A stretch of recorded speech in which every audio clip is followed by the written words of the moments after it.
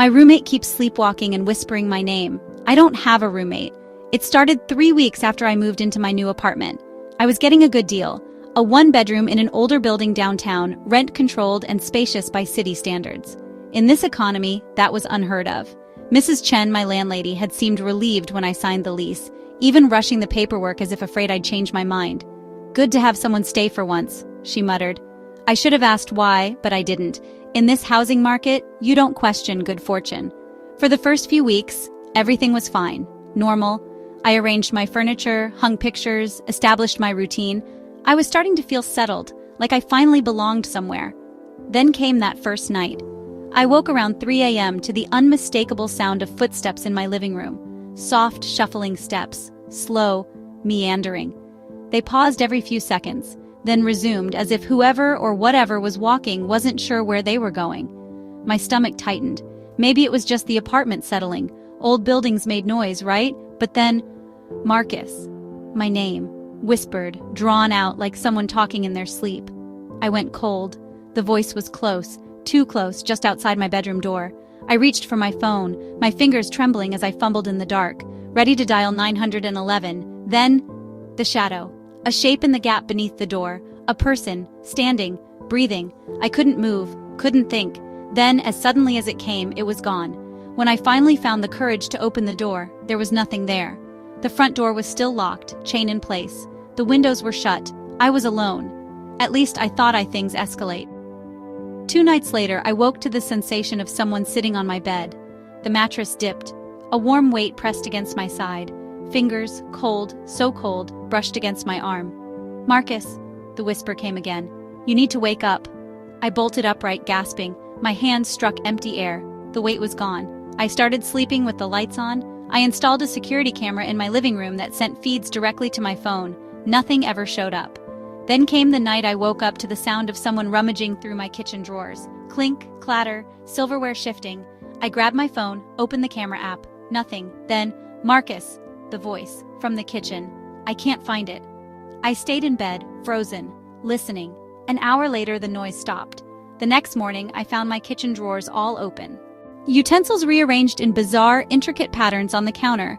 And a knife, one of my biggest, missing. A conversation with Mrs. Chen.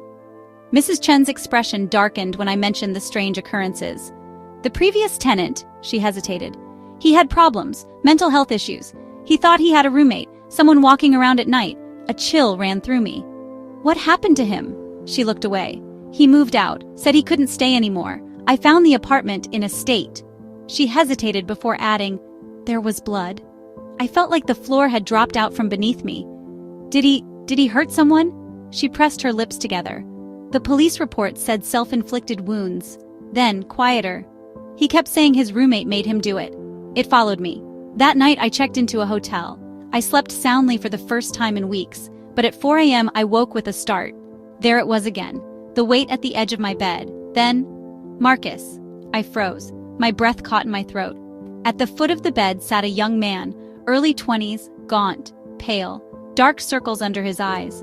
He was translucent. I could see the hotel room door through his chest. "Who are you?" I forced the words out. His lips curled into a sad smile. "Your roommate." My blood turned to ice. I don't have a roommate." "You did," he whispered, "before the accident." The world blurred. "What accident?" "The one that killed me." He lifted his shirt. A deep, jagged wound split his abdomen. Memories crashed into me. A dorm room, my old roommate, the night terrors, the sleepwalking, the kitchen knife, the blood I choked on my breath. "No, that wasn't real. It was just a nightmare." "You were sleepwalking, Marcus," the ghost said softly. "You took the knife from the kitchen. You didn't mean to do it." I staggered back. "No, I was never charged. They said I had a disorder." He leaned closer. "You've been running for a long time, Marcus, but I always find you." His voice softened. "You need to wake up now." Reality cracks. The next morning, I went to the library. It took hours of searching through old newspaper archives, but I found it. A small article, a college student, stabbed in his dorm room. His roommate, my name redacted, had a history of severe sleep disturbances. He wasn't charged. He left the university, moved to another city, another school, another life. I stared at the screen, my pulse a dull roar in my ears. I remembered now. All of it, the real horror. I moved out of the apartment. I've been staying with David. He doesn't know the truth. I've started therapy again, but every night I feel it, the weight on my bed, the whisper in my ear. Sometimes I whisper back, "I'm sorry." Sometimes I think he hears me. The whispering has grown softer. Some nights it doesn't come at all, but I know he will never leave me, because it turns out I do have a roommate, and I always will. David let me crash on his couch, no questions asked. He didn't press me about what happened, though I could tell he wanted to. I barely spoke. I barely slept. Every night I lay awake, feeling the phantom weight at the edge of the couch, hearing my name whispered in that familiar broken voice. Marcus. At first I ignored it. Maybe it was my mind playing tricks. Maybe it was guilt manifesting in the form of a hallucination. But then, David started hearing it too. "Man, you gotta be honest with me," he said one morning, looking pale, dark circles under his eyes. "Are you whispering at night?" I shook my head. "Why?" "Because I swear I woke up around 3 a.m. and I heard someone say your name." He rubbed his temples. "It was close, like right next to my ear." I went cold. You saw anything?" I asked hesitantly. David hesitated before shaking his head. "No, but I felt something, man. I swear I did." That night, he left a camera rolling in the living room. He wanted proof, either of my sleepwalking or of whatever was happening. We sat together watching the live feed on his phone, drinking beer, trying to pretend we weren't terrified. Nothing happened for the first few hours. The apartment was still. I almost convinced myself that it was just stress. Maybe I was overthinking everything. Then, at 3:12 a.m., we saw it. The air in the room shifted. The overhead light flickered for a fraction of a second. And then, a shape. A faint, almost translucent figure appeared on the couch where I slept. A young man, pale, gaunt, dark, sunken eyes. He sat there, staring at me as I slept. His lips moved, forming my name, though no sound came through the phone speakers. David dropped the phone. "What the fuck was that?" I was shaking. My stomach felt hollow. He picked up the phone again, rewound the footage, played it back. The figure was still there. It wasn't a trick of the light. It wasn't my imagination. We didn't sleep that night. The next morning, David did some digging. He found an article I hadn't seen, a more detailed one. Student dies in sleepwalking incident, killer claims no memory of attack. And then, near the bottom, Marcus Reed, 19, was transferred from the university after a psychiatric evaluation confirmed severe parasomnia and dissociative amnesia. The case was ruled a tragic accident. David looked at me. "You killed someone, man." "I know," I whispered. For the first time, I let myself really remember. The blood, the screams, my hand shaking as I held the knife, his eyes wide with pain, with confusion. The way he whispered my name before he died. Marcus, my name, his name, oh God. I ran to the bathroom and vomited. The haunting gets worse. After that night, things escalated. At David's apartment, doors slammed on their own. Objects moved when we weren't looking. Lights flickered even when the wiring was fine. And then, David started sleepwalking. One night, I woke up to find him standing in the kitchen, staring at the knife block. His back was rigid, his breathing heavy. "David?" I called softly. He didn't turn around. I approached slowly, placing a hand on his shoulder. He flinched violently, whipping around to face me. His eyes were vacant, unfocused. "David, wake up," I said firmly, shaking him. His lips moved. He whispered, "I can't find it, Marcus. Where did you put it?" Then, in a blink, he snapped out of it, inhaling sharply like he'd just surfaced from drowning. "What the hell?" He looked around confused. "Why am I was just sleeping. He looked at the knives, at me, and then he stepped back. "You need to leave," he said. "David, whatever this thing is, it's not staying here. And neither are you." I couldn't blame him. The return. I had nowhere else to go, so I did the unthinkable. I went back to my apartment. Mrs. Chen watched from her window as I unlocked the door, her expression unreadable. I half expected her to stop me, to warn me again, but she didn't. Inside, the air was stale. It smelled like dust and something rotten, like the place had been sealed off for years instead of just days. I set up a camera in my bedroom, another in the living room, and then I sat on my bed, and I waited. At 3 a.m., the lights dimmed. A static buzzed through the apartment, like white noise just at the edge of hearing. Then the whisper, "Marcus?" I turned my head slowly. He was there, standing in the doorway. His eyes were hollow, his mouth twisted into something almost sad. He looked exhausted. "You remember now," he said. I nodded. You never said goodbye." The words hit me like a gut punch. I had forgotten him. Not just what happened that night, but him, my best friend, my roommate. He had died by my hands and I had erased him. Tears burned my eyes. "I'm sorry." He stepped forward. His form flickered like an image on an old TV. "It hurts," he whispered. I swallowed. "I know." Then slowly, I reached out. My hand passed through him, but for a split second, I felt something. A faint pressure, a touch. His eyes softened, and then he smiled. A tired, knowing smile. The lights flickered again, the air shifted, and then he was gone. The aftermath. I stayed in the apartment another week. No voices, no shadows, no whispering. The weight on the bed never returned. When I finally moved out, Mrs. Chen just nodded. "It's over, isn't it?" she asked. I hesitated. "I think so." She gave me a small, sad smile. "Be well, Mr. Reed." And then I left. But sometimes I wake up around 3 a.m., and for a split second, I think I see him. A shadow at the edge of the room, a whisper, "Marcus." But it's softer now, lighter. Maybe, just maybe, he's finally at peace. Or maybe, he's just waiting for me. David let me crash on his couch, no questions asked. He didn't press me about what happened, though I could tell he wanted to. I barely spoke. I barely slept. Every night I lay awake, feeling the phantom weight at the edge of the couch, hearing my name whispered in that familiar, broken voice. "Marcus." At first I ignored it. Maybe it was my mind playing tricks. Maybe it was guilt manifesting in the form of a hallucination.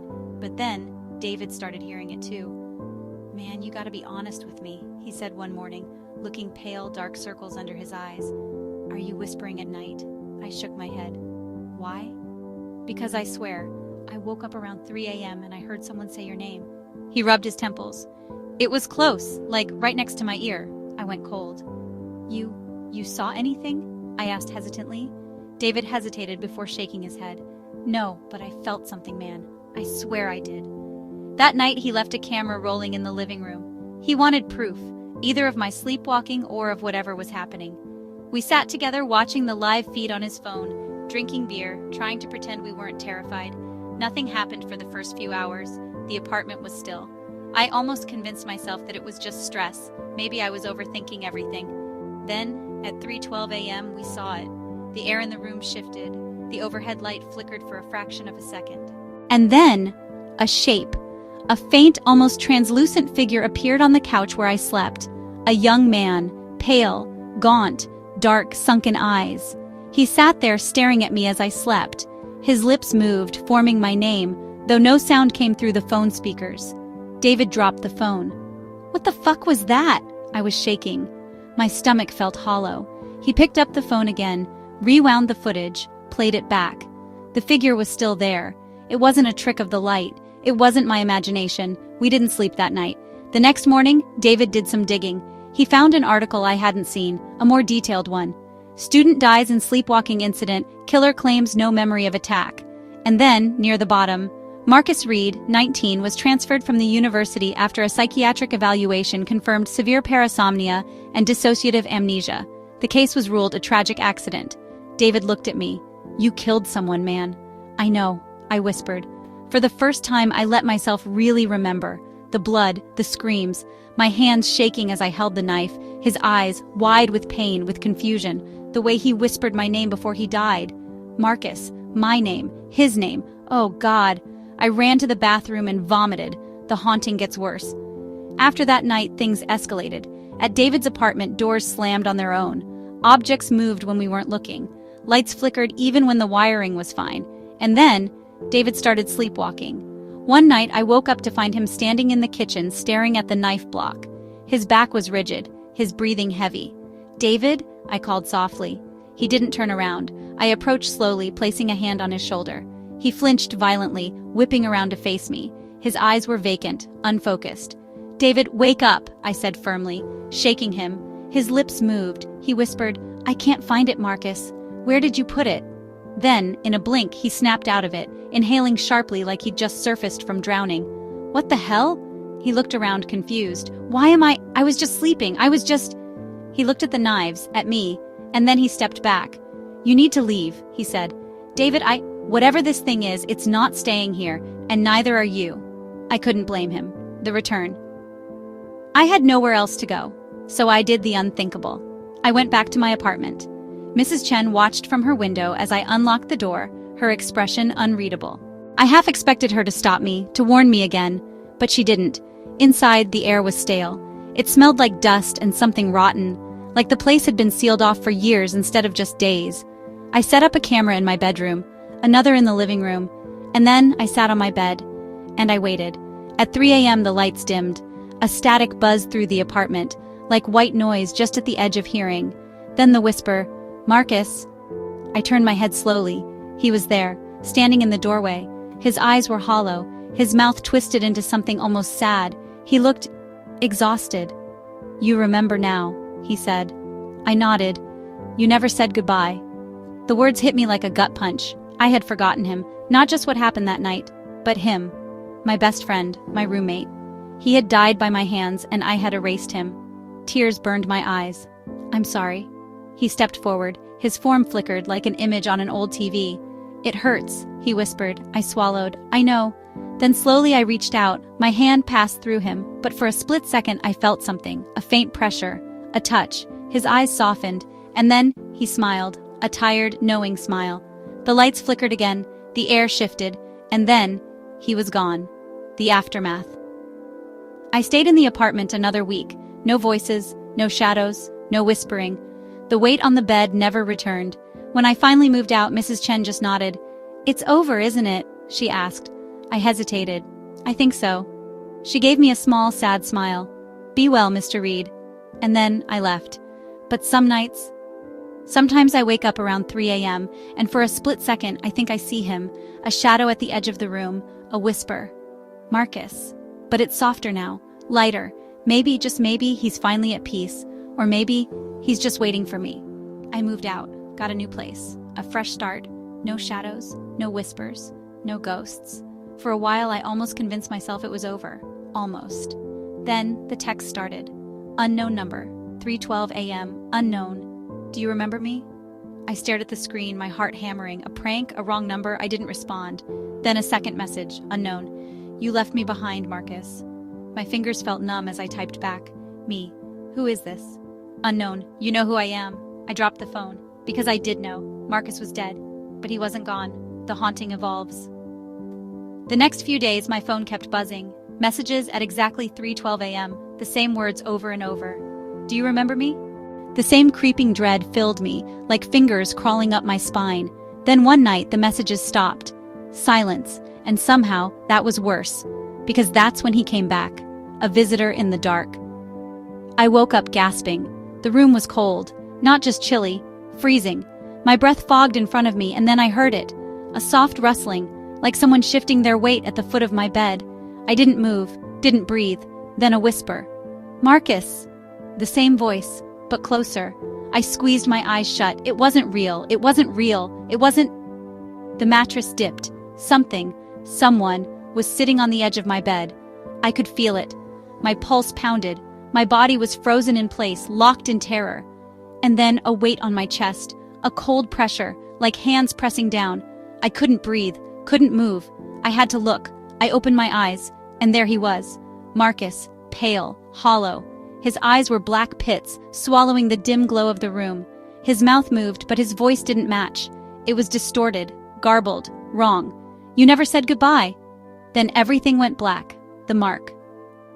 I woke up the next morning drenched in sweat. My head throbbed, my body ached, but the worst part? A bruise. Dark finger-shaped bruises on my arms and chest, where he had touched me. This wasn't just in my head, this was real. The research I needed help.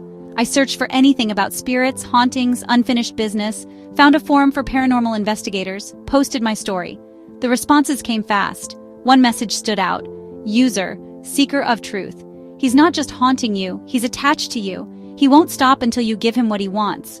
I typed back. Me. What does he want? Seeker of truth, a proper goodbye, a real one.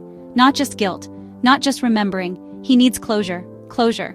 I didn't know if that was possible, but I had to try. The return to the past. I went back to the university. The dorm was different now. New students, new faces. But the place where it happened, that would never change. The old room. Room 306. I knocked. A girl opened the door looking annoyed. Can I help you?" "I used to live here," I said, voice shaking. Just for a minute, can I come in? She frowned but stepped aside. The room was smaller than I remembered, or maybe it just felt smaller. The bed was in the same spot. The window, the same drafty chill.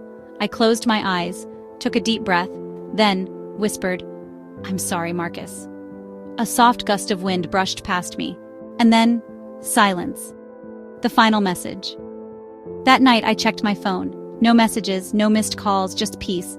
For the first time in years I slept soundly, but as I drifted off I swore I heard it, a soft whisper. "Goodbye, Marcus." And then nothing. Or so I thought. Months passed. No signs, no shadows, no whispers. Then, one evening, I got an email. No subject, no sender, just an attachment. A video file. I clicked it. It was footage. From the dorm. Room 306. The camera was shaky, like it had been dropped. The view shifted to show a bed. A girl sleeping. Then, movement. A shadow in the corner. A faint whisper. "Do you remember me?" The girl in the bed stirred. And then, suddenly, she sat up straight, gasping, looking around in terror. I slammed my laptop shut. My pulse pounded in my ears. Marcus was gone, but he had found someone new, and he was never going to stop. I told myself it was over, that Marcus had moved on, that I was finally free. But deep down, I knew the truth. Ghosts don't just disappear. They linger. They wait. And Marcus? He was waiting for something. The apartment on Oak Street. I moved again. A new city. A new start. An apartment on Oak Street, a cozy place, second floor, good lighting, normal, no whispers, no shadows, no missing knives. For a few months, everything was fine, and then the knocking started. Knock, knock. It was always the same. 3:12 a.m., 3 knocks, slow, deliberate, insistent. At first, I ignored it. Then, one night, I checked the peephole. No one was there. But when I turned back to go to bed, knock, knock, knock, right behind me, from inside the apartment, the messages returned. The text started again. Same unknown number, same time. "Unknown, you left me behind, Marcus." I blocked the number. The next night, I got an email. No subject, no sender, just a single line of text. "You can't ignore me forever." I slammed my laptop shut. But then, the whisper came. "Marcus." Right in my ear. Something new this wasn't like before. This wasn't just Marcus. It was something worse. The air in my apartment felt heavy. I started seeing things out of the corner of my eye, shadows shifting. The reflection in my bathroom mirror was off, like it lagged behind when I moved, like something else was in there with me. One night, I woke up to find my closet door open. Inside, scratched into the wood, he let me in. The research. I reached out to Seeker of Truth again. Me. Marcus is back, but something's different. There's something else. Seeker of Truth, you let something in. Something worse. When you said goodbye, you left a door open. And now it's not just Marcus. It's whatever was watching him this whole time. I felt sick. I never should have tried to forget him, because he never forgot me, the ritual. I needed to close the door. Seeker of Truth sent me instructions. A ritual, candles, salt, incantations. It felt ridiculous, desperate. But at 3:12 a.m., when the knocks started again, I did it anyway. The air grew thick. The shadows in the room moved. And then, the whisper. "Marcus, why are you doing this?" I ignored it, kept going. The temperature plummeted. My breath fogged the air. "You don't understand." My vision blurred. Something was in the room with me. Then, the candles blew out. The knocking stopped, and everything went still. The last goodbye? I woke up the next morning exhausted. No messages, no whispers. For the first time in years, silence. But I know better. I know Marcus isn't gone. I know he's just waiting. Because the thing about ghosts, they never leave you. They just wait for you to let them back in. And one day, I might. Roommate, I told myself it was over, that Marcus was gone, that the thing I let in was gone too, but I was wrong. I was so wrong. Because the night after the ritual, it came back. 3:12 a.m. Again I woke up gasping. The air was thick, like I was breathing in water. My skin felt damp. The sheets were sticking to my body. The room was too dark, like the shadows had grown, like they had substance now.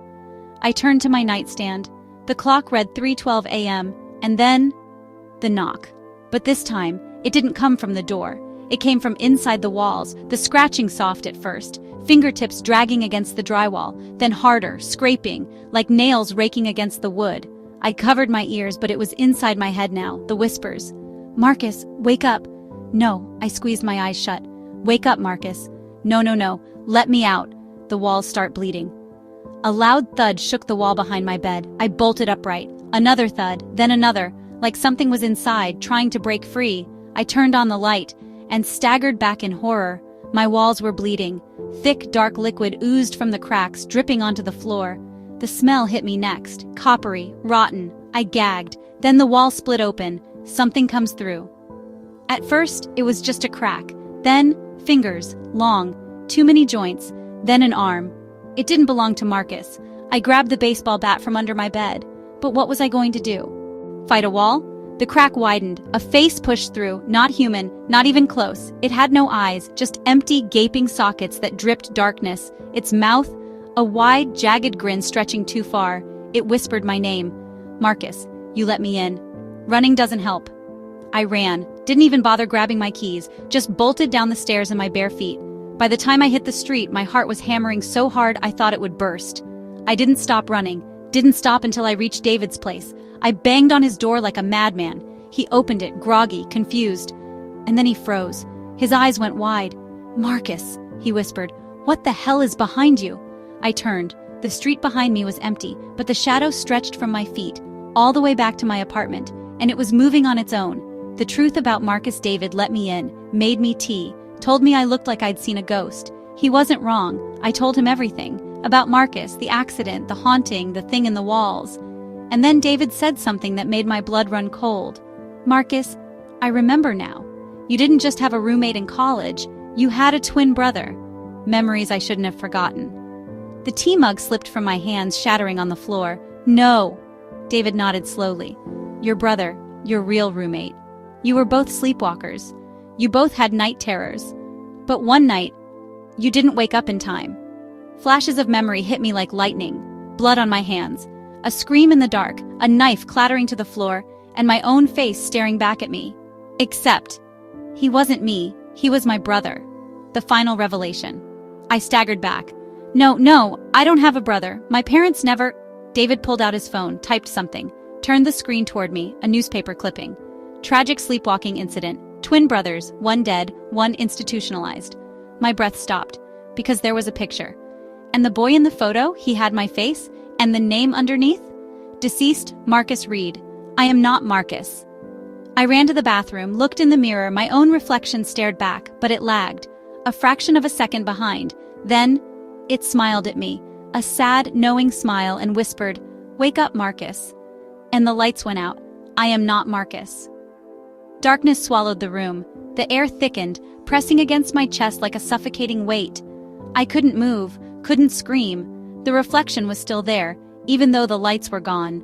A faint ghostly outline smiling at me in the mirror. "Wake up, Marcus," it whispered again. And then, it stepped out.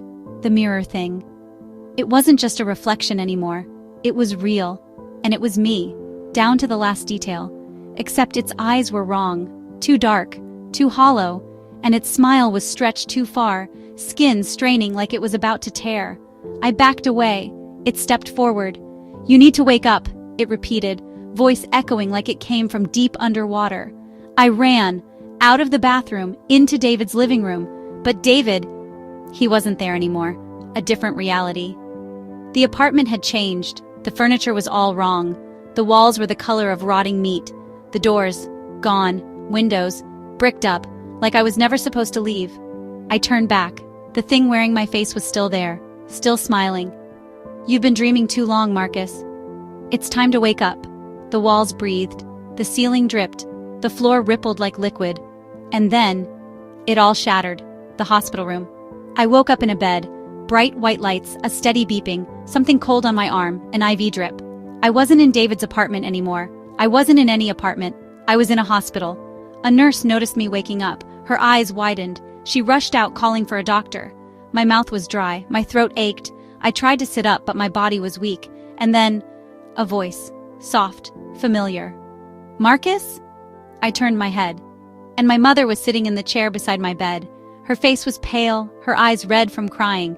She looked older than I remembered, like she had been waiting for a long time. "You're awake," she whispered. And then she started sobbing. "Missing years." I tried to speak, but my voice was barely a rasp. "Where am I?" She grabbed my hand. "Oh, honey," she choked out. "You're in St. Augustine's Hospital. You've been here for 4 years." The words hit like a punch to the gut. "No," I croaked. That's not possible. I trailed off. What was I doing? The apartment, David, the haunting, it all felt distant now, like a dream slipping away. You had an episode, sweetheart, my mother said gently. A sleepwalking episode. You hurt yourself badly, and you've been in a coma ever since. The truth? Or another lie? I couldn't breathe. 4 years? No, that wasn't possible.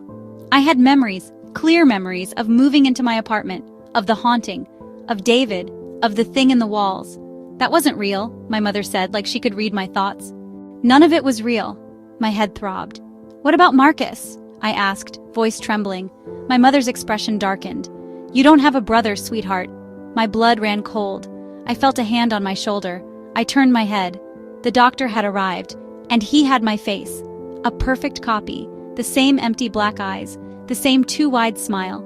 He leaned in, whispered softly, "Wake up, Marcus." And the world collapsed again. The final awakening. I woke up screaming. This time I was on the floor. My apartment, the one I'd moved into weeks ago. The clock on my nightstand read 3:12 a.m. I scrambled up, heart pounding, sweat dripping down my back. Something was off. The room smelled wrong, like mold, like something rotting. I turned slowly. And there, standing in the doorway, was Marcus.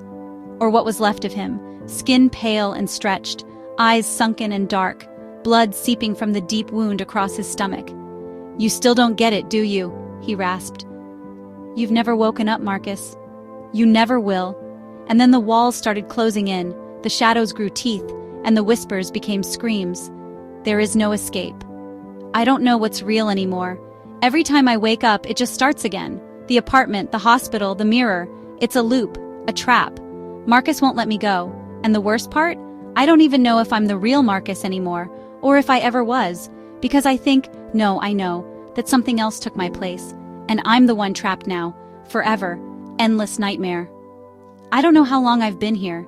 Days, weeks, years? Time doesn't move the way it should. I wake up again, and every time, it changes. I'm in the hospital, then I'm back in the apartment, then I'm somewhere else entirely. But no matter where I go, Marcus is always there, watching, waiting, smiling, like he knows something I don't, like he's enjoying the game, the forgotten place. This time, I wake up in a house I don't recognize, old, dusty, the wallpaper peeling like dead skin, the air smells like mildew and something rotten. There are pictures on the walls. I look closer. My family. But something's wrong with their faces. Their eyes are scratched out, their mouths are stretched too wide, frozen in unnatural grins. A voice behind me. This is where it started. I turn. Marcus stands in the dim hallway, his face half hidden in shadow. "Don't you remember, brother?" My heart stops. "Brother? I don't have a brother." His smile widens. "You did." And then, a memory slams into me like a train. The truth I forgot a long time ago, when I was 10. I had a brother, Marcus. He was older, wiser, stronger. I looked up to him, but something happened. A night I had forgotten. We were in this very house, playing just a game, hide and seek. But I cheated. I locked Marcus inside the dark, empty cellar, and then I forgot to let him out. By the time they found him days later, he was dead, and I had buried me, convinced myself I never had a brother at all, the ghost in my skin. I look up. Marcus is closer now, his skin peeling, his breath rotting. "You left me," he was in my bones. "And now you're going to take my place." I try to run, but the walls stretch, the floor melts, the house crumbles, and suddenly, I'm in the basement, the same basement where I left him. The door slams shut above me, locks click into place, swallows me whole. I scream, bang on the door, beg to be let out, but no one comes. No one ever will. And the last thing I hear, before the air turns thick and the shadows start moving, is Marcus's voice, right out, laughing. "Sleep tight, little brother." No escape. I don't know how long I've been in here. Hours, days, I don't get hungry. I don't get tired. I just exist.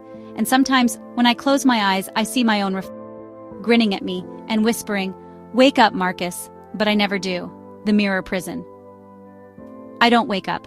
I don't sleep either. I just exist. Trapped in this basement that isn't really a basement. The wall warping like liquid. The shadows move on their own. I hear things breathing where nothing should be. And then, there's the mirror. At first, I didn't notice it, but now it's the only thing I can see. A massive old mirror against the far wall, its surface cracked like a spider web. But here's the thing, I don't have a reflection, at least, not at first. But then I see him, Marcus, or something wearing his face. The glass. You're waking up. His voice is wrong, like it's being whispered from inside my own head. I shake my head. No, I'm trapped here. There's no waking up, there's no getting out. You still don't get it, do you? Reflection tilts its head. The cracks in the glass spread. You were never the real one. The truth breaks like glass. I stagger backward. No, that's not real? The mirror Marcus laughed. It's something else. Something old, something hungry. The cracks in the glass split wider, and I see them. Hundreds, thousands, eyes staring back at me from the fractures in the mirror. Not reflections, not ghosts, something worse. We've been waiting for you. The mirror shatters, and I fall through. The world behind the mirror. I land somewhere new, a place made of reflections. The sky is made of glass, the ground is a mirror stretching forever. And I see myself, not just one of me, hundreds, thousands, standing in rows like mannequins, each one a little different. Some have no eyes, some are missing mouths, some have smiles too wide to be human, and they all turn to look at me. Welcome home! The voice comes from everywhere. Marcus steps forward, but he's not Marcus anymore. He's me, and he's not alone. Behind him, the reflections begin to step out of the glass, one by one, silent, smiling, coming toward me. I turn to run, but there's nowhere to go, because the moment I turn away, I feel something cold wrap around my arm. I look down and see my own hand gripping me, pulling me into the glass. It's your turn now. And then, everything breaks, and I wake up. But this time, I'm on the other side of the mirror. I wake up, but something is wrong. The hotel room is different. The air feels heavier. The walls look off, like they're breathing, expanding ever so slightly with each breath I take. And then I see it, the mirror on the opposite wall. It wasn't there before, and inside it, I'm still sleeping. Something took my place. I scramble to my feet, my heart hammering in my chest. I move. The reflection doesn't. It's still lying on the bed, breathing deeply, eyes shut, like it's still dreaming. No, no, no, no! I rush forward and press my hands to the mirror. The glass is cold, too cold. I pound on it. Wake up! Nothing. The reflection of me just lays there, completely still. Then, it smiles. My body, or whatever is wearing my body, slowly opens its eyes and looks directly at me. A grin spreads across its face, too wide, stretching impossibly far. I step back, my breath catching in my throat. The thing inside the mirror waves at me, and then, it sits up. It wants to live. I spin around, looking for a way out. A door, a window, but there's nothing. Just mirrors, endless, stretching in every direction, each one reflecting something different. Not me, but versions of me. Some of them are twisted, wrong. One has no eyes. Another has claw marks running down its face. One is just smiling. And then, I see him, Marcus, or what's left of him. He's standing inside a shattered mirror, his form glitching, flickering. His chest is torn open, the wound black and empty. He shouldn't be alive, but he is, because he never left. You finally made it, he says, his voice layered, like 100 people whispering at once. I shake my head. No, this isn't real. Marcus smiles. You don't get it yet, do you? He steps forward, out of the mirror. My stomach drops.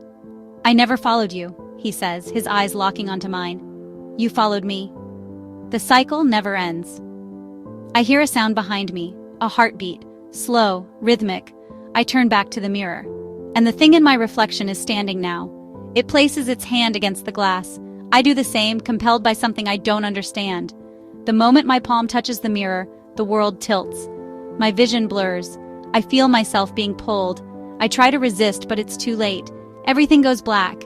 And then, I wake up. In my bed, in my apartment. The air feels normal. The walls aren't breathing. It was just a dream, right? Then I see the mirror, and he's still there. The other me, waiting, too. And this time he raises his hand and places it against the glass, from his side. And I realize the truth. I'm not in my world anymore. I'm in his. Trapped, I don't move. I don't breathe. I just stare at the reflection that isn't mine. It smiles at me, its fingers pressing deeper against the glass. The surface ripples like disturbed water, and then, slowly, deliberately, it speaks. "You took my place." My stomach twists. No, I didn't. I try to turn away, but my body won't respond. I'm frozen, and then I feel it. A pull. Something is dragging me deeper into the mirror. I thrash, but there's no escape. I scream, but the sound is swallowed by the void. The world around me distorts, stretching like a funhouse mirror. And then, everything goes black. The other side. I wake up, back in my apartment. I sit up, gasping for air. The room is dimly lit, the faint glow of the street lamp outside casting long shadows on the walls. For a moment, I feel relief. Just a nightmare. That's all it was. But then I see it. The mirror. The reflection is there, but it's not following me. It's watching, unmoving, its expression blank. Then, it tilts its head. I feel my blood go cold, because I didn't tilt mine. The reflection isn't me. It never was. It never will be again. And then, it grins, and turns away, leaving me behind. Forever.